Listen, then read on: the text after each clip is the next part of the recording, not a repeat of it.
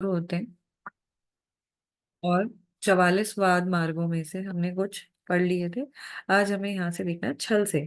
तो मैंने कल बताया था कि छल जो होता है वो दो प्रकार का होता है, जो यहाँ पर बताया गया आचार्य चरक ने जो बताया। तो छल की पहले परिभाषा देख लेते हैं। तो छलम नाम परिशठम। ठीक है। तो जो ठग, शठ मीन्स होता है ठग। ठीक है। तो छल उसे कहते हैं जो वाक्य परिशठ यानी ठगने के लिए प्रयुक्त।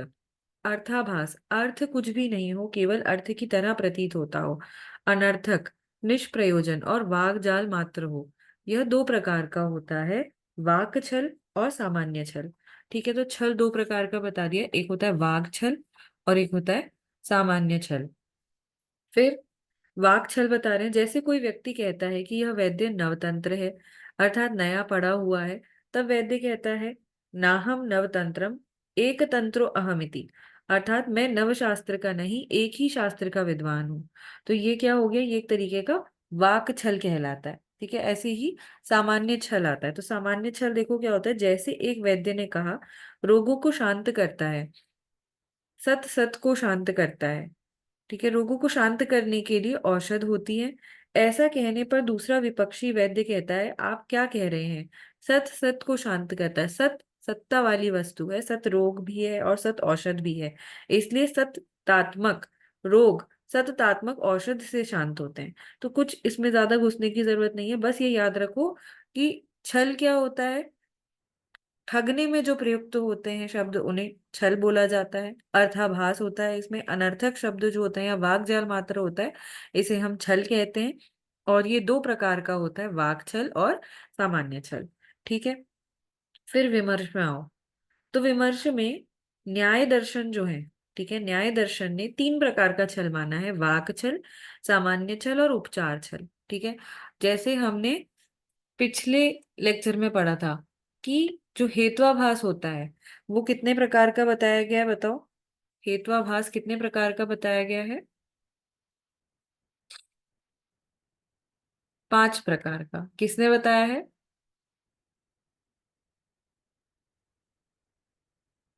किसने बताया 5 प्रकार का? न्याय दर्शन ने, है ना। तो वैसे ही यहाँ पर भी जो न्याय दर्शन है उन्होंने जो छल है वो 3 प्रकार का बताया, वाक छल, सामान्य छल जैसा कि आचार्य चरक ने बताया, और इन्होंने एक और ऐड किया अपना उपचार छल। ठीक है। तो ये 3 भी याद रखने हैं।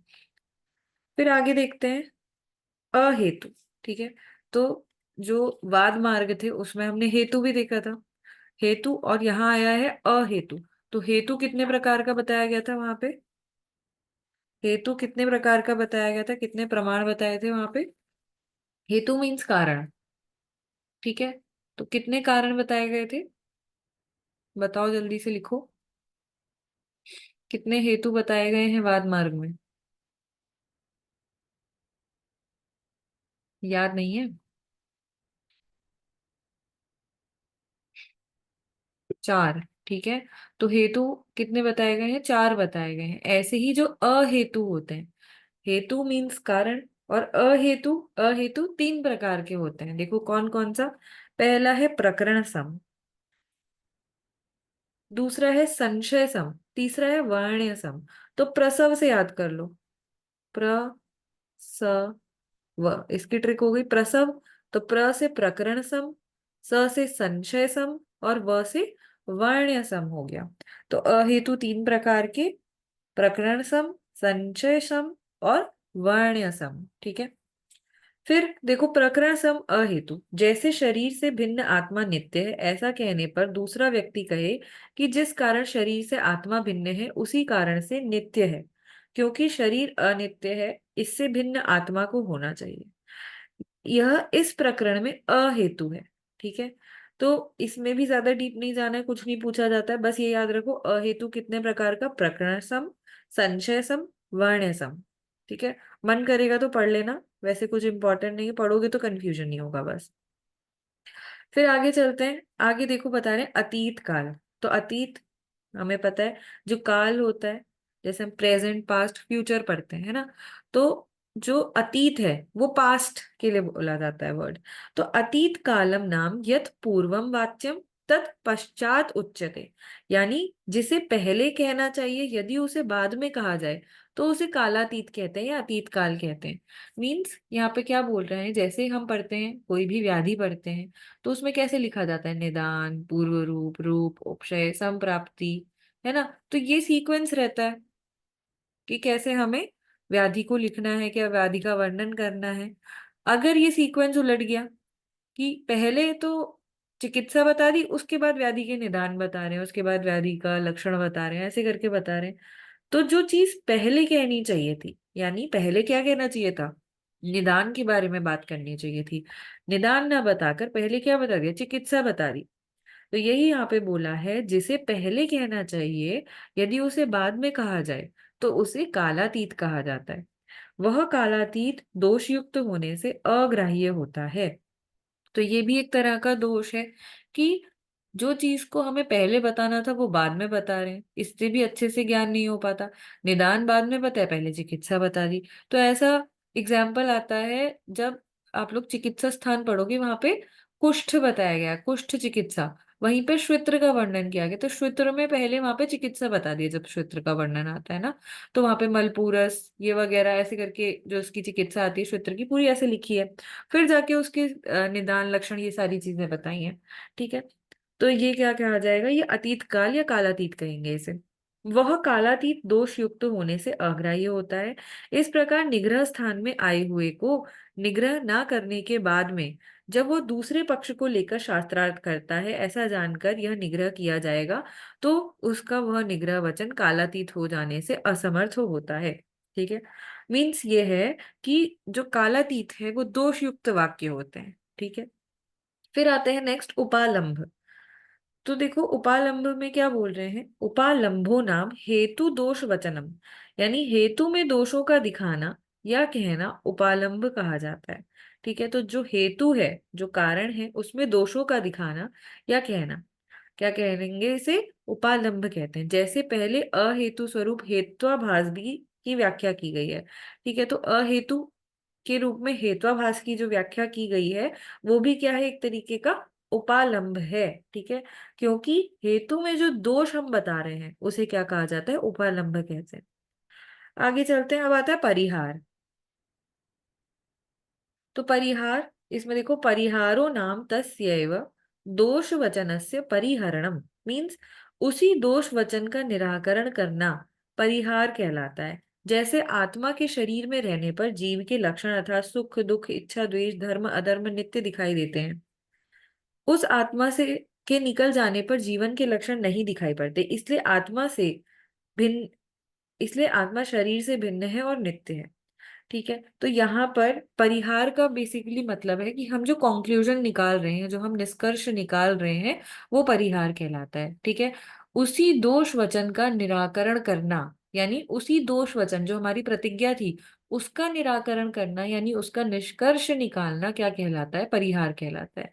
ठीक है, तो इसका एग्जाम्पल यहीं पे दिया, देखो, सुख दुख इच्छा द्वेष अधर्म धर्म, ये सब क्या है, नित्य दिखाई देते हैं, उस आत्मा के निकल जाने पर जीवन के लक्षण नहीं दिखाई पड़ते, इसलिए जो आत्मा है वो शरीर से भिन्न है और नित्य है। तो ये बता दिया कि आत्मा क्या है, नित्य है। फिर आगे चलते हैं प्रतिज्ञा हानि।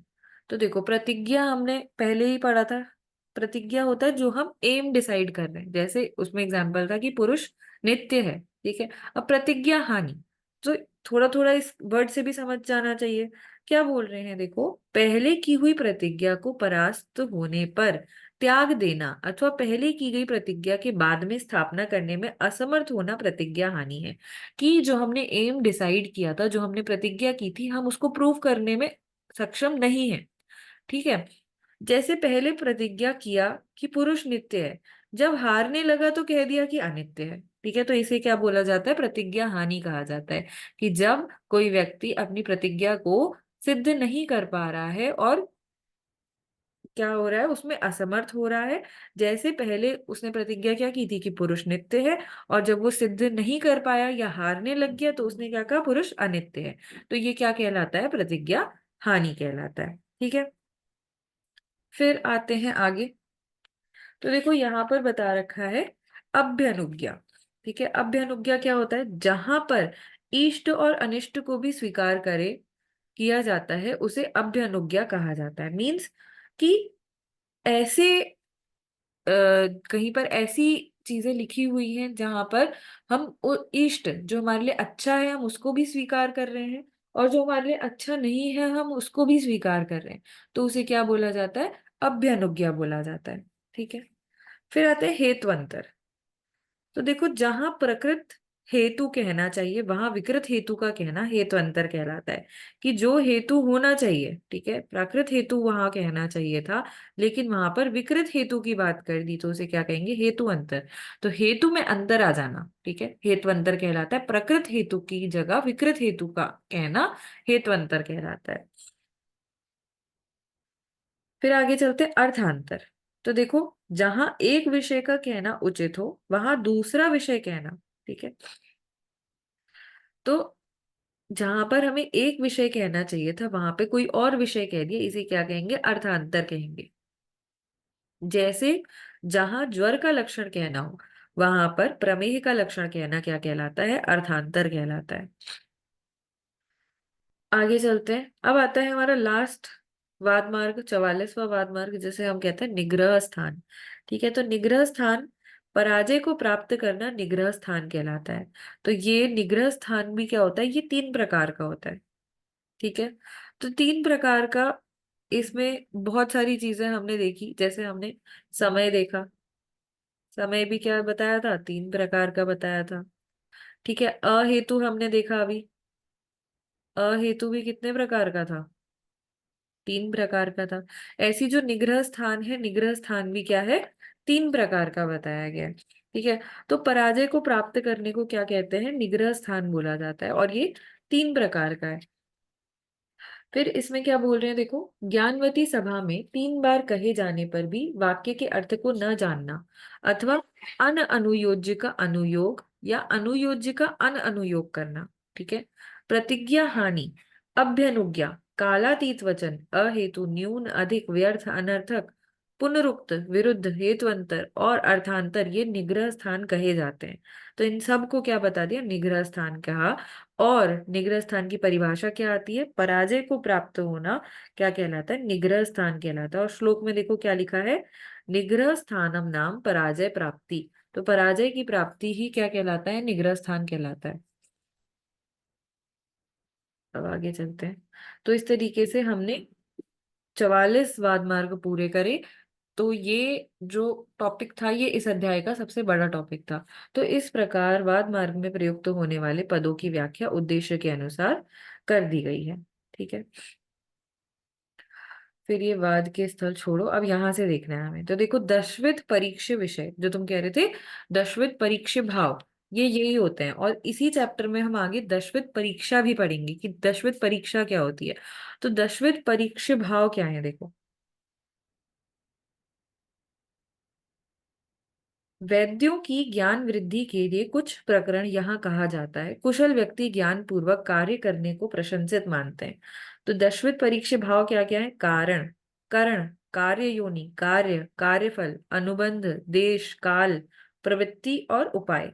ठीक है, तो ये दशविध परीक्ष भाव होते हैं। और ये जो दशविध परीक्ष भाव है, ये पूछा जाता है किसकी मौलिक देन है? तो आचार्य चरक ने सबसे पहले इसका वर्णन किया था। ठीक है, तो चरक की मौलिक देन लिख लो इसे। सबसे पहले आचार्य चरक द्वारा इसके वर्णन किया गया है, तो चरक की मौलिक देन ऐसे बोला जाएगा। ठीक है, तो कारण, करण, कार्य योनि, कार्य, कार्यफल, अनुबंध, देश, काल, प्रवृत्ति, उपायन, ये पहले पदार्थ विज्ञान में भी पढ़ा होगा आप लोगों ने। तो इनको ठीक ठीक रूप से जानकर कार्य की उत्पत्ति में प्रवृत्त करता अधिक प्रयास के बिना अल्प यत्न से ही कार्य की सिद्धि में मन के अनुकूल इष्ट फल की प्राप्ति कर लेता है। ठीक है, तो ये हो गए हमारे दशविध परीक्ष भाव। अब एक एक करके इनको समझाएंगे। अब यहाँ पर जो परिभाषाएं बताई गई हैं इनको समझाया गया है, ये भी तीन प्रकार से बताया जाएगा। देखो, एक बार यहाँ पर बता दिया कारण, करण, कार्य योनि, कार्य, कार्यफल, अनुबंध, देश, काल, प्रवृत्ति, उपाय। यहाँ तक बात खत्म हो गई। इसके बाद श्लोक नंबर 84 पर आओ। देखो, दशविध परीक्षा का चिकित्सा शास्त्र में प्रयोग। फिर यहाँ पे दोबारा से बताएंगे एक एक को। ठीक है, तो देखो यहाँ पर अलग अलग डेफिनेशंस भी दे रखी हैं। करणादि यद उत्तम अग्नि, यह कार्य प्राप्तो करणम भिषक, कारणम भिषक, करणम पुनर्भेषजम, कार्य योनि धातु वैषम्यम। तो यहाँ पर बताया गया है। फिर इसके बाद एक बार और बताएंगे, तो देखो कारण फिर से आएगा, करण। ठीक है, यहाँ पर करण लिखा है। फिर कार्य योनि, तो इसको तीन तरीके से पढ़ना है हमें। तो ये दिमाग में सोच के चलो कि तीन तरीके से इसको समझेंगे तो एक टेबल बन जानी चाहिए दिमाग में, कि जैसे बताती हूँ कैसे टेबल बनेगी।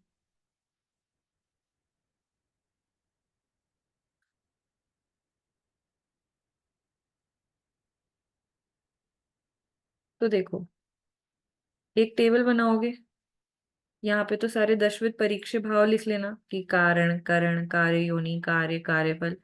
फिर सबसे पहले बारी में जो हमने पढ़ा उसमें लिख देना। जैसे अभी हम पढ़ेंगे कारण किसे कहेंगे, तो तत्र कारणम नाम तद्यत करोति स एव हेतु स कर्ता। यहाँ पे लिख दिया ये चीज। फिर दूसरी बारी में जो दूसरा मैंने बताया कि तीन तरीके से पढ़ रहे हैं, तो दूसरे तरीके से जो पढ़ा उसमें छोटी छोटी परिभाषा बताई गई है। जैसे तत्र कारणम नाम भिषक, तो यहाँ पे लिख देना है भिषक।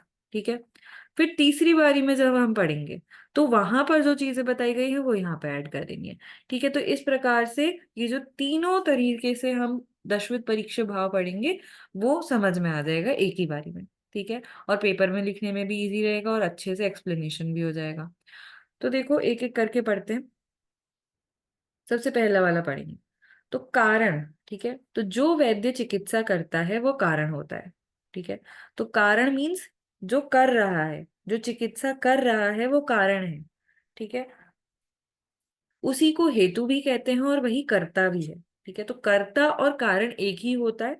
तो कारण की परिभाषा यहाँ पे बता दी, तत्र कारणम नाम तद यद करोति स एव हेतु स कर्ता। ठीक है, तो यही श्लोक की लाइन याद होनी चाहिए कि तत्र कारणम नाम तद यद करोति स एव हेतु स कर्ता। ठीक है, तो जो वैद्य चिकित्सा करता है वही कारण होता है, उसी को हेतु भी कहते हैं और वही कर्ता भी होता है। ठीक है, तो कारण मतलब कर्ता। ठीक है, फिर आते हैं करण। ठीक है, तो कारण के बाद आता है करण। तो कार्य को संपादन करने के लिए कार्य में प्रवृत्त होने वाले कर्ता के साधन स्वरूप जो होता है उसे करण कहते हैं। ठीक है, तो जितने भी साधन, अब कोई वैद्य है वो चिकित्सा कर रहा है, तो वो तो क्या हो गया, वैद्य तो अपने आप में कारण हो गया। अब करण मीन्स उसके जो उपकरण हैं, उसको जितने साधन चाहिए, उसको जितने इंस्ट्रूमेंट्स चाहिए, जो मेडिसिन चाहिए, वो सारे साधन क्या कहलाते हैं, करण कहलाते हैं। ठीक है, तो कार्य को संपादन करने के लिए कार्य में प्रवृत्त होने वाले कर्ता के साधन स्वरूप जो होता है उसे करण कहते हैं। मान लिया कोई सर्जन है तो सर्जरी के जितने इंस्ट्रूमेंट्स होते हैं, कोई गायनेक है तो गायनेकोलॉजी के जो इंस्ट्रूमेंट्स होते हैं, ऑप्स के जो इंस्ट्रूमेंट्स होते हैं वो हो गए। ठीक है, कोई मेडिसिन में है तो जितनी भी मेडिसिन उसे चाहिए, जो नॉर्मल जैसे जनरल एग्जामिनेशन के लिए जो अपरेटस चाहिए, मान लिया बीपी अपरेटस चाहिए या फिर स्टेथ हो गया, तो ये सारे क्या कहलाते हैं, साधन कहलाते हैं। ठीक है, आगे चलते हैं। तो यहाँ पर भी श्लोक में मार्क कर लो, करणम पुनस्तद यद उपकरण। ठीक है, तो जो उपकरण यूज होते हैं, यो कल्पते कर्तु कार्याभिनिवृत्ते प्रयत मानस्य। तो यद उपकरण याद रखना। ठीक है, तो करण किसे कहा जाता है, उपकरण या साधन को कहा जाता है। तो कारण देख लिया हमने, करण देख लिया। अब आता है कार्य योनि। तो कार्य योनि क्या होता है, कार्य योनिस्तु सा या विक्रियमाणा कार्यत्वम आपद्यते।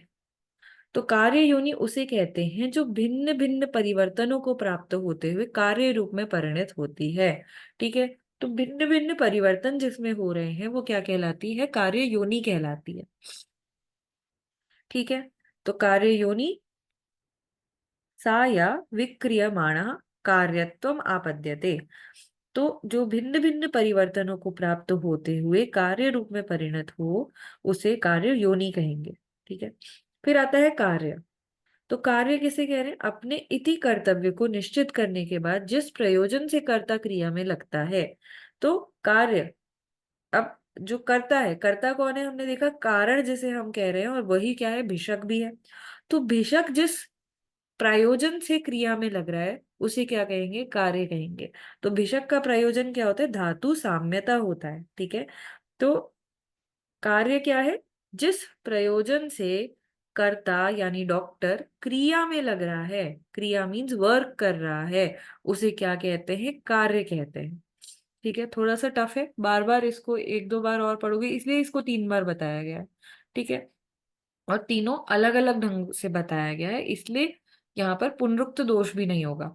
तो कार्य क्या है, कर्ता जिस प्रयोजन से क्रिया में लग रहा है उसे कार्य कहते हैं। फिर आता है कार्यफल। तो जिस प्रयोजन के लिए कार्य प्रारंभ किया जाता है वो क्या है, कार्यफल है।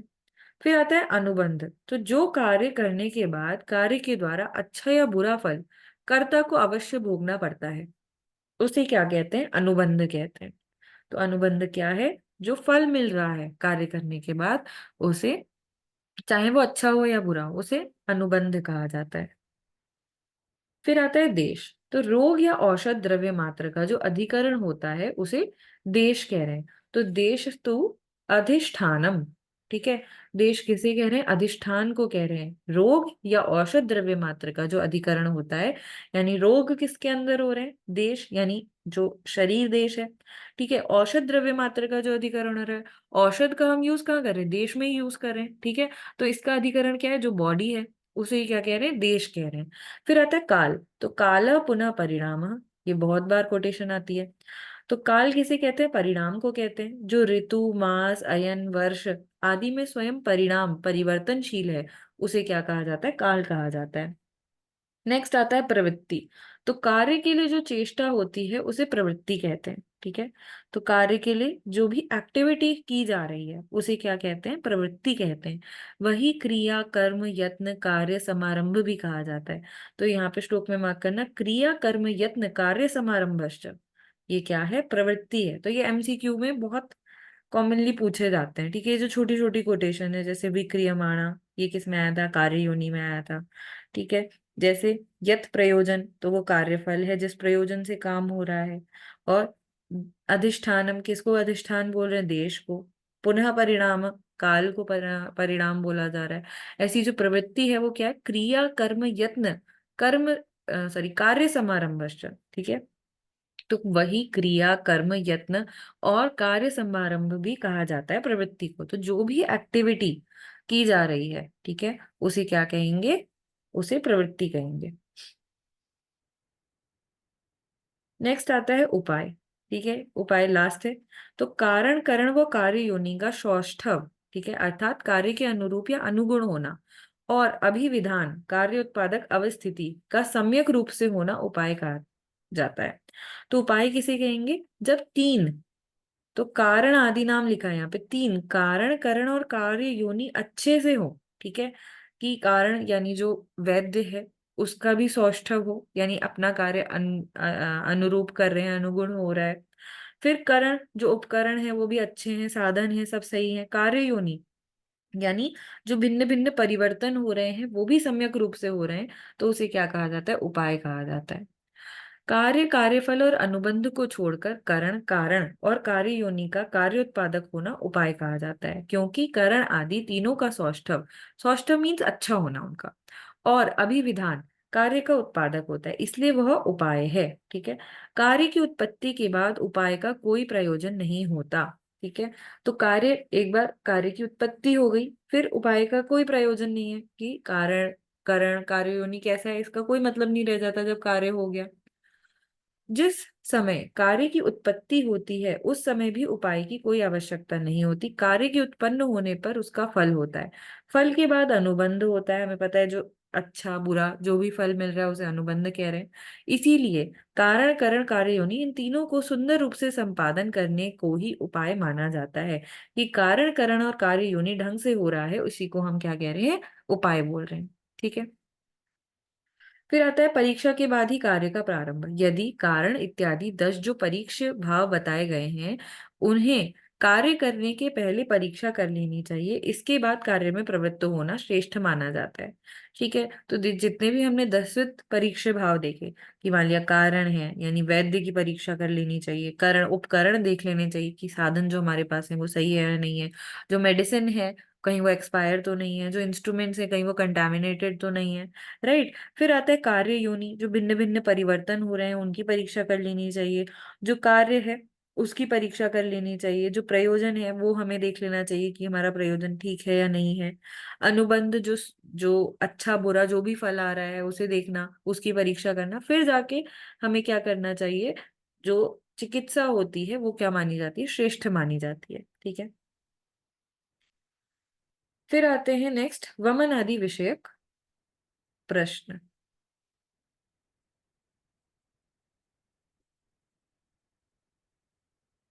तो देखो क्या बोल रहे हैं यहाँ पे, यदि कोई वैद्य हो अथवा वैद्य ना हो, कोई सामान्य पुरुष हो, इस प्रकार वैद्य से पूछें कि वमन विरेचन आस्थापन अनुवासन और शिरो विरेचन का प्रयोग करने की इच्छा रखने वाले चिकित्सक को कितने प्रकार की परीक्षाओं से कितने प्रकार के परीक्ष विषयों की परीक्षा करनी पड़ती है। परीक्ष विषयों के कितने वो कौन कौन से प्रकार हैं, किस प्रकार परीक्षा करनी चाहिए, परीक्षा का प्रायोजन क्या है, कहाँ वमन आदि पंचकर्म किए जाते हैं और कहाँ नहीं किए जाते हैं, इनकी प्रवृत्ति और निवृत्ति के लक्षणों के संयोग होने पर क्या निश्चय करना चाहिए, कौन कौन से भेषज वमन आदि कर्म के लिए उपयुक्त है, तो ये सारे प्रश्न पूछे जाते हैं। और भी इस प्रकार पूछने पर यदि वैद्य उन प्रश्नकर्ता को भ्रम में डालना चाहे तो उससे कहें परीक्षाएं अनेक प्रकार की होती हैं, परीक्षा विषय भी बहुत प्रकार के होते हैं, किस विधि भेद के प्रकृति अंतर से भिन्न परीक्षा के द्वारा किस विधि भेद के प्रकृति अंतर से भिन्न परीक्षा विषय की संख्या भेद के विषय में आप मुझसे पूछ रहे हैं, तो ये कुछ इंपॉर्टेंट नहीं है, छोड़ना चाहो तो छोड़ दो, इसे कभी पूछा नहीं जाता है।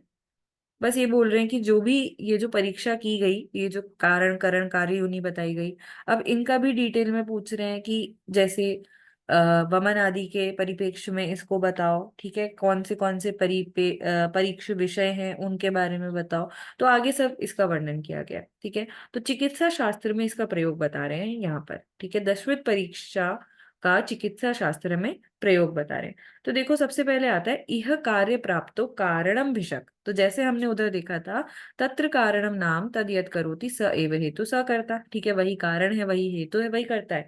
यहाँ पर एक शब्द में उसकी डेफिनेशन बता दी, कारण क्या है, भिषक है, भिषक को ही हम कारण कह रहे हैं। तो पहली टेबल तो जो अब ये हमने 10 पॉइंट्स पढ़े उसके अकॉर्डिंग बनेगी, पहला पहला कॉलम, दूसरे कॉलम में एक एक वर्ड्स आएंगे, जैसे कारण इति भेषक, फिर आ गया करण, करण पुनः भेषजम, तो करण किसे कह रहे हैं, भेषज को, यानी जो औषधि है उसे करण बोला जाता है, ठीक है।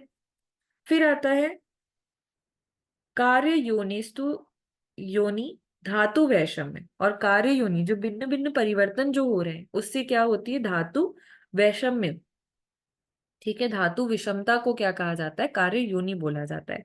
कार्य धातु साम्यम, और कार्य किसे कह रहे हैं, जो जिस प्रयोजन से जो करता है वो कार्य में प्रवृत्त हो रहा है उसे हम प्रयोजन कह रहे हैं।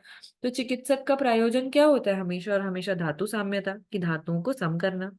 कार्यफल, ठीक है, तो कार्यफल क्या है, सुख वाप्ति, कि सुख की प्राप्ति होना ही क्या कहलाता है, कार्यफल कहलाता है।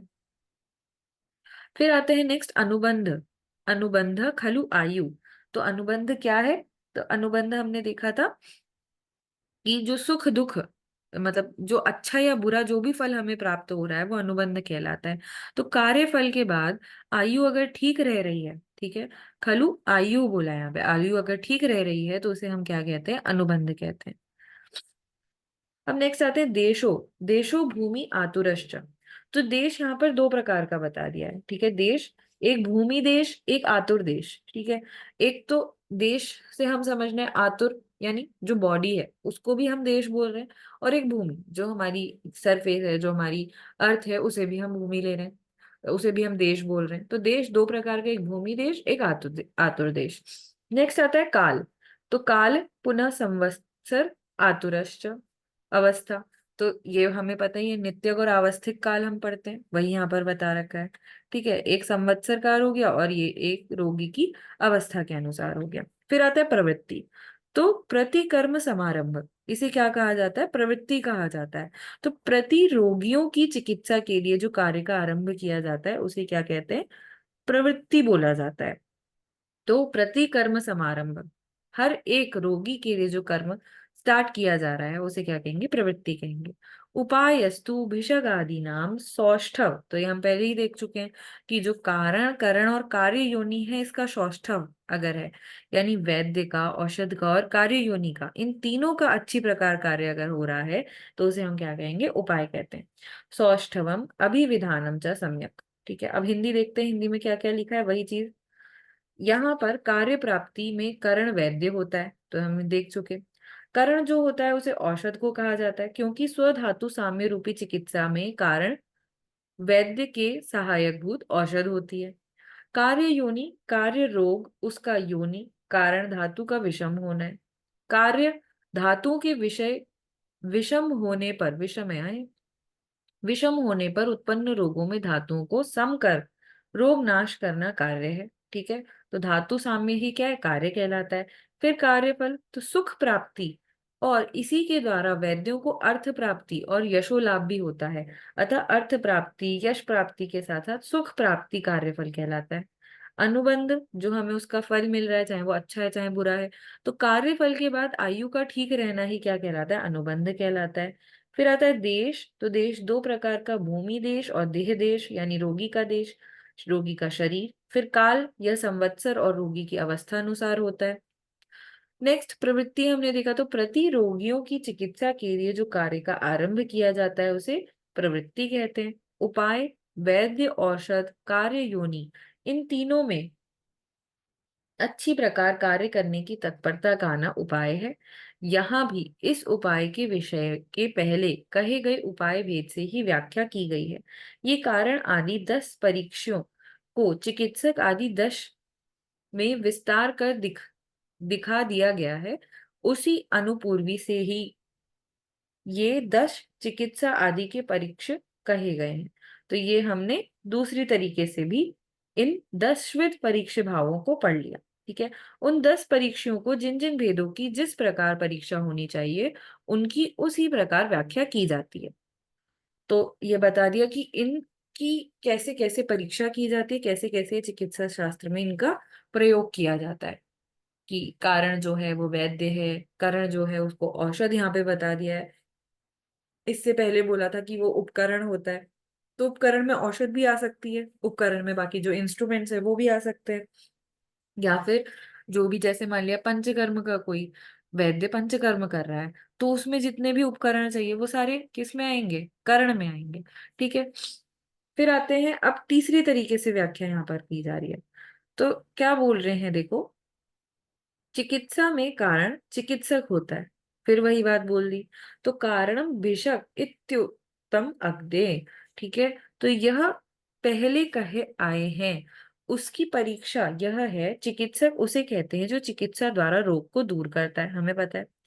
जो आयुर्वेद के सूत्रों का अर्थ जानने और प्रयोग करने में कुशल है, जिस ठीक ठीक सभी प्रकार से आयु का ज्ञान है। तो यहाँ पे जो चिकित्सक होना चाहिए उसके गुण बता रहे हैं कि कैसा कैसा होना चाहिए। तो यहाँ पे देखो, तद्यथा पर्यवद श्रुतता, परिदृष्ट कर्मता, दाक्ष्यम, शौचम, जित हस्तता, ये हमने पहले भी देखे थे। उपकरणवत्ता, सर्वेंद्रिय उपपन्ना, प्रकृतिज्ञा, प्रतिपत्तिज्ञा, तो ये सारे गुण बता दिए हैं कि कारण जो है, जो भिषक है, उसमें क्या क्या गुण होने चाहिए। तो ये सारे गुण नोट करने हैं वहां पे और लर्न करने हैं। फिर आते हैं करण। तो करण किसे कहा जाता है? देखो यहाँ पर लिखा है करणम पुनर्भेषजम। तो जो भेषज है, जो औषध है, उसे क्या कहा जाता है? करण बोला जाता है। अब ये जो भेषज होती है, तत् द्विविधम व्यपाश्रय भेदात, तो व्यपाश्रय भेद से ये क्या होती है? दो प्रकार की होती है, एक होती है देव व्यापाश्रय, एक होती है युक्ति व्यापाश्रय। ठीक है, तो देव किसे बोला जाता है? किसी को पता है देव किसे बोल रहे हैं? और पुरस्कार किसे बोल रहे हैं? पहले बता रखा है मैंने। देव किसे बोल रहे हो, पुरस्कार किसे बोल रहे हैं? बताओ, किसी को याद हो तो। याद है या कथा सुन रहे हो? दैव किसे बोला जाता है? अंकिता है क्लास में? हाँ, वेरी गुड चेतना। इस जन्म के कर्म क्या कहलाते हैं? पुरस्कार कहलाता है। और पूर्व जन्मकृत कर्म को क्या कहते हैं? दैव कहते हैं। ठीक है, तो यहाँ पर जो दैव व्यापाश्रय चिकित्सा है, वो कैसी चिकित्सा होती है? अद्रव्यभूत चिकित्सा भी हम इसे कहते हैं। इसमें क्या किया जाता है देखो, मंत्र, औषधि, मणि, मंगल, बलि, उपहार, होम, नियम, प्रायश्चित, उपवास, स्वस्त्ययन, प्रणिपात, गमन आदि। ठीक है, तो किस किस चीज का उपयोग किया जा रहा है इसमें? मंत्र का, औषध का, मणि का, मंगल यानी मंगलाचरण का, बलि, उपहार, होम, ये जो यज्ञ किए जाते हैं, नियम करना, प्रायश्चित करना, उपवास करना, स्वस्त्ययन करना, और प्रणिपात यानी गुरु आदि की सेवा करना। ठीक है, वो क्या कहलाता है? ये सारी दैव व्यापाश्रय चिकित्सा कहलाती है। फिर आती है युक्ति व्यापाश्रय चिकित्सा। ठीक है, तो युक्ति व्यापाश्रय चिकित्सा तीन प्रकार की होती है: अंतः परिमार्जन, बहि परिमार्जन और शस्त्र प्रणिधान। ठीक है, ये पहले चैप्टर में पढ़ा होगा तुम लोगों ने। तो देखो, इसमें संशोधन, उपशमने, चेष्टाश्च दृष्टफला। तो इसमें क्या आता है? संशोधन और संशमन आता है युक्ति व्यापाश्रय में। बेसिकली अगर देखा जाए तो संशोधन मीन्स जितना हमारा पंचकर्म प्रोसीजर्स आ गए, और संशमन मीन्स सिंपल औषधि देना।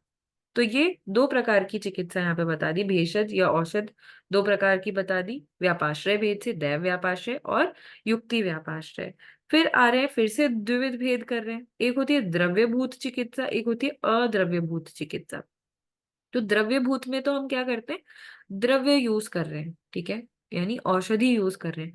अद्रव्यभूत चिकित्सा क्या होती है? अद्रव्यभूत में हम कुछ ऐसी द्रव्य यूज नहीं कर रहे हैं। जैसे कि आचार रसायन पढ़ा होगा तुम लोगों ने, पढ़ा है या नहीं पढ़ा है बताओ, फिर समझाऊंगी क्या होता है अगर पढ़ा है। अगर नहीं पढ़ा है तो आचार रसायन पढ़ा है पहले, या आजकल पढ़ रहे होगे? स्वस्थ वृत्त में आचार रसायन पढ़ा है?